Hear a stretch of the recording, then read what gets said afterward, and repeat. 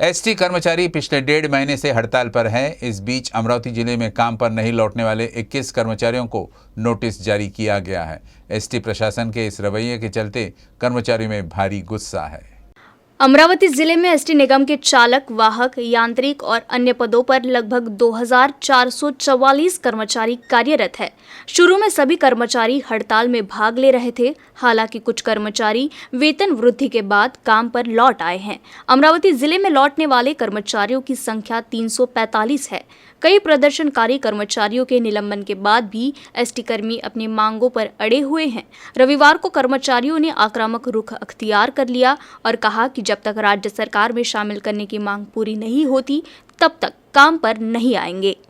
हाल ही में रेल विभाग ने ट्रेनों का विशेष दर्जा हटाकर सभी एक्सप्रेस ट्रेनों को शुरू कर दिया है। हालांकि अमरावती से सटे आसपास के शहरों में ट्रेनें अब भी बहाल नहीं हुई है, जिससे आम नागरिक परेशान है। अमरावती बडनेरा रेलवे स्टेशन से 42 ट्रेनें चल रही है। हाल ही में अमरावती से वर्धा, भुसावल के लिए मेमू ट्रेन शुरू की गई। हालांकि अमरावती से नागपुर, भुसावल पैसेंजर इंटरसिटी अभी शुरू नहीं हुई है। इससे नियमित यात्रियों में रोष है। इसे देखते हुए मध्य रेल विभाग द्वारा यात्री ट्रेनों को तत्काल शुरू करने की मांग अब जोर पकड़ रही है।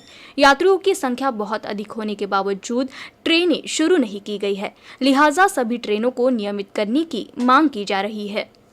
अमरावती में दिन दहाड़े एक युवक की चाकू मारकर हत्या कर दी गई। घटना शहर के इरविन चौक इलाके में हुई। कोतवाली पुलिस ने बडनेरा रेलवे स्टेशन से आरोपी को गिरफ्तार किया है। मृतक की पहचान अनिल भोसले के रूप में हुई और आरोपी का नाम चेतन शिंदे है। शहर के ज्ञान माता हाई स्कूल के सामने क्रिसमस के लिए तरह तरह की सामग्री बेचने वाली दुकानें हैं। इसी जगह अनिल की दुकान भी है। रात करीब 9 बजे जब अनिल दुकान पर था तो चेतन वहां पहुंच गया। अनिल के चिल्लाने पर वो बाहर आ गया। दोनों में एक ही जगह बहस हो गई। कुछ ही सेकंड में चेतन ने चाकू निकालकर अनिल पर हमला कर दिया। इस हमले में अनिल लहूलुहान हो गया और मौके पर ही गिर गया। अनिल को अस्पताल में भर्ती कराया गया, लेकिन डॉक्टरों ने उसे मृत घोषित कर दिया।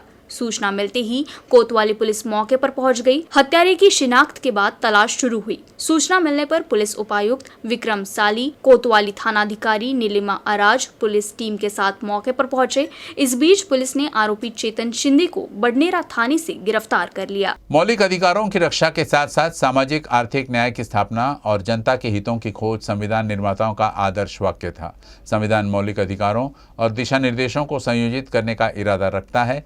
न केवल अच्छी शिक्षा बल्कि उनकी सतर्कता और समर्पण की भी सबसे अधिक आवश्यकता है। ये कहना है उच्चतम न्यायालय के न्यायमूर्ति भूषण गवई का।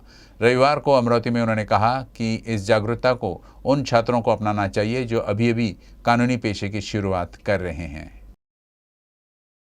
डॉक्टर पंजाबराव देशमुख विधि महाविद्यालय के अमृत महोत्सव के मौके पर पूर्व विद्यार्थी सम्मेलन और महाविद्यालय की विस्तारित इमारत बांधकाम का भूमि पूजन सर्वोच्च न्यायालय के न्यायमूर्ति भूषण गवई और पालक मंत्री एडवोकेट यशोमती ठाकुर की उपस्थिति में हुआ।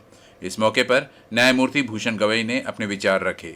जस्टिस श्री गवई ने कहा कि डॉक्टर भाऊ साहेब पंजाबराव देशमुख ने किसानों, खेतिहर मजदूरों और आम लोगों के मामले लड़े और उन्हें न्याय दिलाया। राजनीतिक, सामाजिक और शैक्षणिक क्षेत्र में उनका काम अतुलनीय है। उन्होंने जिस कॉलेज की स्थापना की थी उसके कारण ही इस देश के कई छात्र उच्च पदों तक पहुंचने में सक्षम हुए थे। संविधान के मूर्तिकार डॉक्टर बाबा साहेब आम्बेडकर और भाऊ साहेब दोनों का एक ही लक्ष्य था, गरीबों, वंचितों और जनता का उत्थान। उनका सपना था और उन्होंने जीवन भर इसके लिए काम किया। उन्होंने कहा कि दोनों ने अपने गुरु के रूप में महात्मा ज्योतिबा फुले से प्रेरणा ली। साथ ही उन्होंने अधिवक्ता के रूप में कार्य करते हुए सभी को अपनी सामाजिक जिम्मेदारी के प्रति जागरूक रहने की अपील की। कार्यक्रम की अध्यक्षता श्री शिवाजी शिक्षण संस्था के अध्यक्ष हर्षवर्धन देशमुख ने की। न्यायाधीश विजय आचलिया, न्यायाधीश PN देशमुख, न्यायाधीश अनिल किल्लोर, छत्तीसगढ़ के पूर्व महाअधिवक्ता जुगल किशोर गिल्डा, जिला व सत्र न्यायालय के प्रमुख न्यायाधीश रविंद्र M जोशी, लंदन में वरिष्ठ अधिवक्ता साजिद शेख, पालक मंत्री एडवोकेट यशोमती ठाकुर, प्राचार्य डॉक्टर वर्षा N देशमुख प्रमुख रूप से मौजूद रहे। महाविद्यालय के पूर्व छात्रों का श्री गवई, पालक मंत्री श्रीमती यशोमती ठाकुर, विभिन्न न्यायाधीशों, अधिवक्ताओं आदि को संस्था द्वारा सम्मानित किया गया।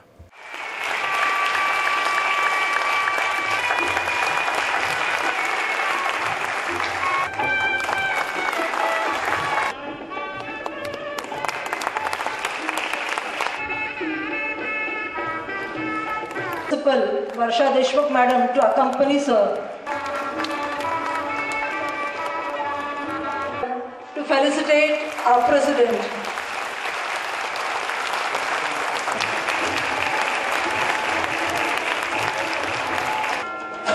The next is Mr. Mahesh Parwad.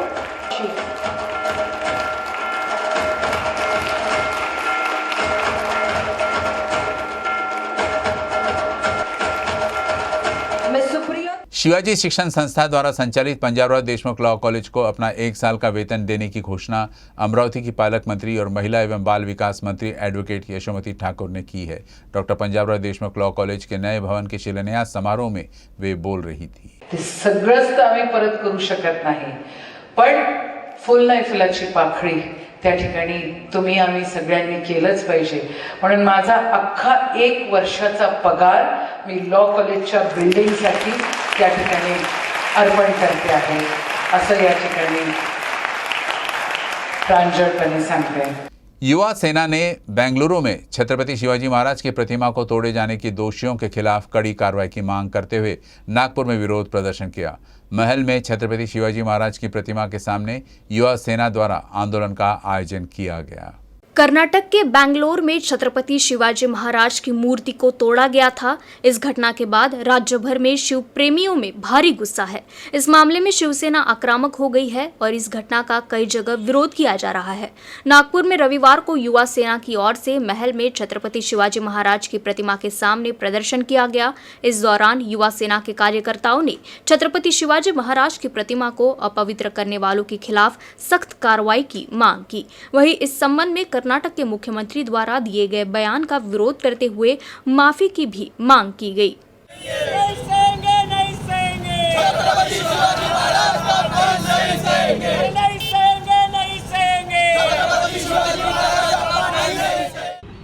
कर्नाटकमध्ये भारतीय जनता पक्षाची सरकार आहे आणि या सरकारच्या काळामध्ये या महाराष्ट्राचे दैवत, या हिंदुस्थानाचे दैवत छत्रपती शिवाजी महाराज यांच्या प्रतिमेला काळीक फासली, तिथे शाई मारली गेली तिथल्या कुठल्या असभ्य व्यक्तीच्या मार्फत। त्याच्यानंतर संपूर्ण देशामध्ये उद्रेक झाला। या उद्रेकानंतर भाजप कर्नाटक सरकारच्या मुख्यमंत्र्यांनी जे स्टेटमेंट दिलं की हे खूप क्षुल्लक गोष्ट झाली, म्हणून या एवढ्या मोठ्या देवतावरती जेव्हा हे शाई फेकण्याचा जेव्हा एवढा मोठा अपमानजनक कार्य झालं आणि त्याला तुम्ही एकदम छोटीशी गोष्ट म्हणून संबोधून राहिले, एवढा निर्लज्जपणा या भारतीय जनता पक्षाच्या कर्नाटक सरकारने पकडून धरलेला आहे। त्यासाठी आम्ही संपूर्ण महाराष्ट्रामध्ये माननीय आदित्य साहेब, माननीय उद्धव साहेब ठाकरे मुख्यमंत्री यांच्या आदेशानुसार आम्ही संपूर्ण महाराष्ट्रामध्ये तीव्र आंदोलन करीत आहोत। छत्रपति शिवाजी महाराज की प्रतिमा को अपवित्र करने और आरोपियों का समर्थन करने वालों के खिलाफ कार्रवाई की मांग को लेकर महाराष्ट्र नवनिर्माण सेना की ओर से एक आंदोलन आयोजित किया गया।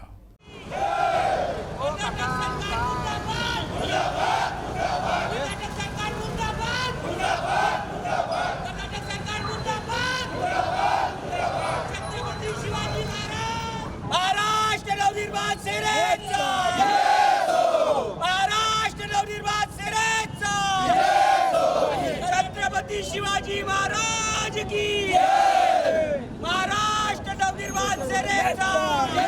कर्नाटक सरकार विशेषतः ज्या ठिकाणी छत्रपती शिवाजी महाराजांचा अपमान काही नीच प्रवृत्तीच्या लोकांनी केला, त्यांच्यावर कुठली कठोर कारवाई त्या सरकारने उचलली नाही आहे आणि केंद्र सरकारने सुद्धा या बाबतीमध्ये कुठेही कठोर पावलं न उचलता या घटनेला त्यांनी अतिशय हलक्यात घेतलेला आहे। याचा संपूर्ण महाराष्ट्रभर निषेध होत आहे आणि छत्रपती शिवाजी महाराज हे निव्वळ महाराष्ट्रापुरती मर्यादित नसून या देशाचे, या विश्वाचे रत्न आहेत। छत्रपती शिवाजी महाराजांचा आदर्श हा अख्ख्या जगामध्ये घेतला जातो आणि अशा शिवाजी महाराजांच्या प्रतिमेला कर्नाटक सरकारच्या इथे काही नीच प्रवृत्तींनी जो अपमान केलेला आहे त्याच्या निषेधार्थ आज महाराष्ट्र नवनिर्माण सेना नागपूरतर्फे आज आम्ही इथे निषेध व्यक्त करत आहोत। नागपुर के महल में छत्रपति शिवाजी महाराज की प्रतिमा के सामने राष्ट्रवादी कांग्रेस पार्टी द्वारा एक आंदोलन का आयोजन किया गया था। इस दौरान नागपुर शहर एनसीपी ने शिवाजी महाराज की प्रतिमा का अभिषेक किया और आरोपियों के खिलाफ सख्त कार्रवाई की मांग की।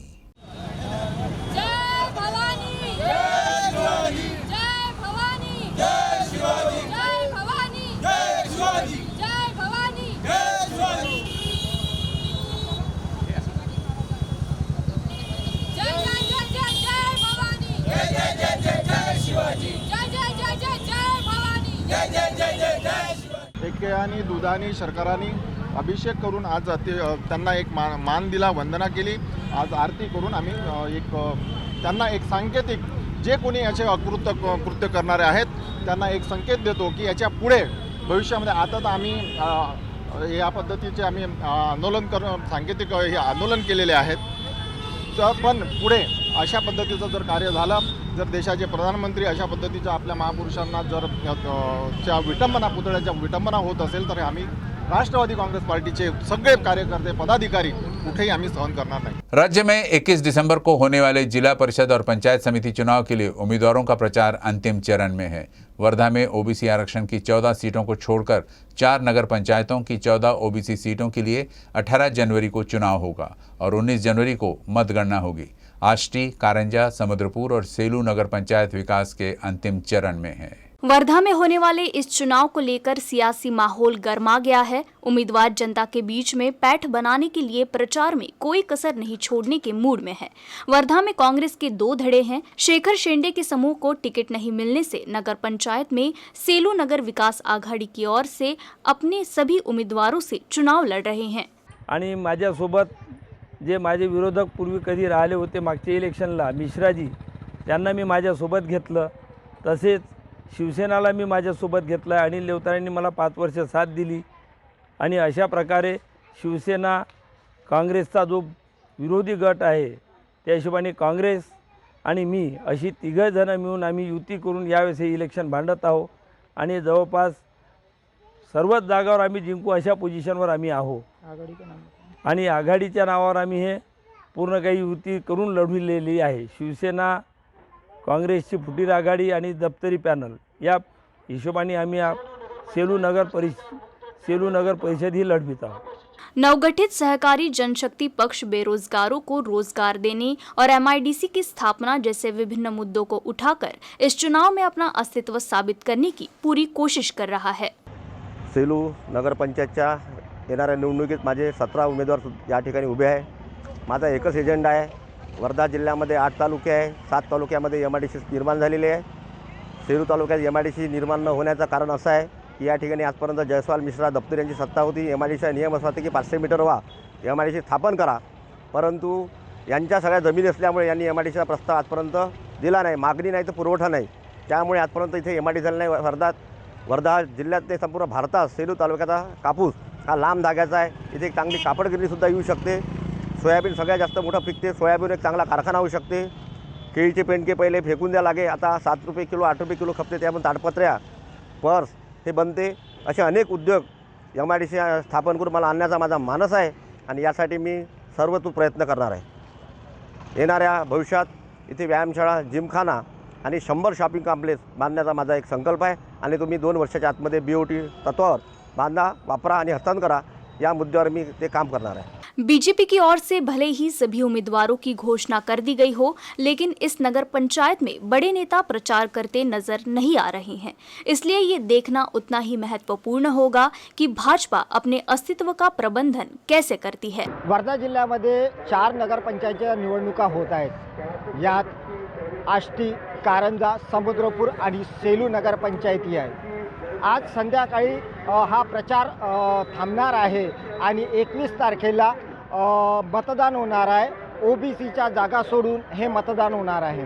रोजगाराच्या संधी उपलब्ध करून देणं आहे, नवे उद्योग इथे तयार करायचे आहे, शेती प्रक्रिया उद्योग तयार करायचे आहे। असे वेगवेगळे विकासाचे मुद्दे घेऊन हे जनशक्ती आपलं शक्ती प्रदर्शन करत आहे।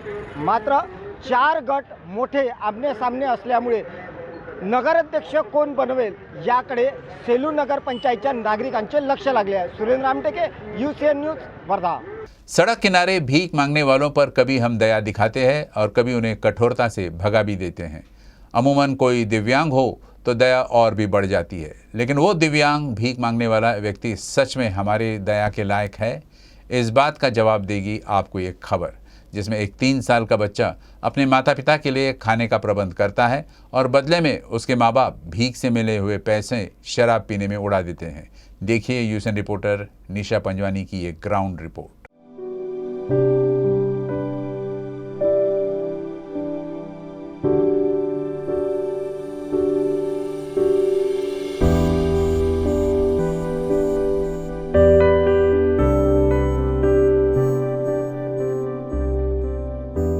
हर बच्चा अपना नसीब साथ लेकर आता है, अमीरी गरीबी तो अपना अपना कर्म है, मगर आपकी वाणी ऐसी होनी चाहिए कि बस जो सुने तो आपका हो जाए।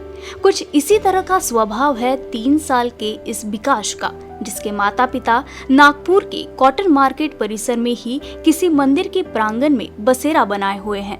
पिता दिव्यांग है और शराब का आदी भी। माँ भी भीख में मिले हुए पैसों से मदिरा का सेवन करने से नहीं चूकती। माता पिता की ऐसी दयनीय स्थिति देखते हुए बच्चा भी इधर उधर घूमता रहता है। किसी ने कुछ पैसे दे दिए तो माता पिता उन पैसों की भी शराब पी जाते हैं। नशे में धुत माँ बाप को इस बात का एहसास भी नहीं कि उनके बच्चे ने खाना खाया भी या नहीं। आप कहाँ से, क्या यहीं से मांग के और खाना लेके जाते हो मम्मी पापा के लिए? नहीं। मम्मी पापा के लिए खाना नहीं लेके जाते? लेके जाते हो? हाँ। दोनों टाइम का खाना मिल जाता है आपको? हाँ। आपके मम्मी पापा कमाने नहीं जाते? क्या करते हैं वो? कुछ करते काम।